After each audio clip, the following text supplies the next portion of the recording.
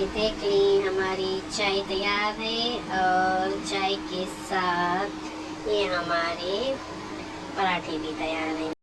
अस्सलाम वालेकुम। तो ये रात का आलू बचे हुए थे मेरे पास, तो इसमें ये मैं कुछ चीज़ें डाल रही हूँ। ये प्याज है, ये कटी हुई है एक हरी मिर्च है, और ये ज़ीरा है, ये धनिया है, तो ये आटा है। इसे हम अपना अच्छा सा नाश्ता बनाएंगे। अब ये सारी चीज़ें मैं डाल लेती हूँ। थोड़े से मैश कर लेते हैं हाथ से इन आलूओं को। ये मैश करके फिर हम डाल लेते हैं इस आटे में।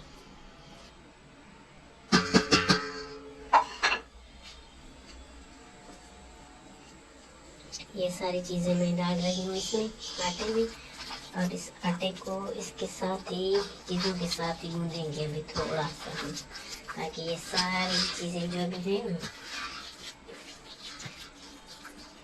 इसके साथ मिल जाएं। तो ये सारी चीज़ें मैंने मिला दी है इस आटे में। तो अभी हम इसके पराठे बनाते हैं। इतने मज़े के बनते हैं ये पराठे, नाश्ते में आप चाय के साथ खाएं, बहुत अच्छे लगते हैं। तो हम अपना ये पराठा डाल देते हैं।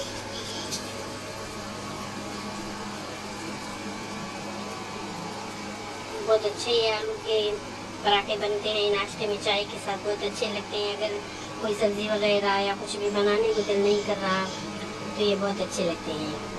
तो ये हमारा पराठा बन रहा है माशाल्लाह से, बहुत अच्छा पराठा बन रहा है। और यकीन करें इस पराठे में से भी इतनी अच्छी खुशबुएं आ रही हैं। ये चाय के साथ आप खा लें, बच्चों को खिलाएं, बहुत अच्छा लगता है ये।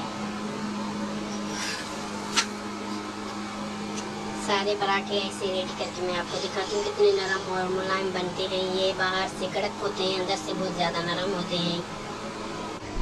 ये आलू के पराठे, प्याज, आलू, हरी मिर्च, ये बहुत अच्छे लगते हैं। अगर रात का सालन आपका भी बच जाता है तो ज़ाया मत कीजिए। वैसे भी खाने को तो ज़ाया नहीं करना चाहिए, रिज़्क़ है।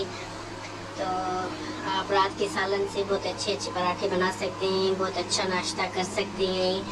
तो ये रात के बचे हुए कुछ आलू थे, तो उससे मैंने ये पराठे भी बनाए हैं, और ये मैंने चाय बनाई है, और चाय और ये मैं पराठे खा रही हूँ। बहुत अच्छे लगते हैं, बहुत मज़े के ये बनते हैं। आप ज़रूर घर पे बनाएं पराठे, और खाने में तो बहुत बहुत ज़्यादा ही अच्छे हैं। ये चाय के साथ इतना मज़ा देते हैं। चलिए अल्लाह हाफिज़, मैं एंजॉय करती हूँ इसे।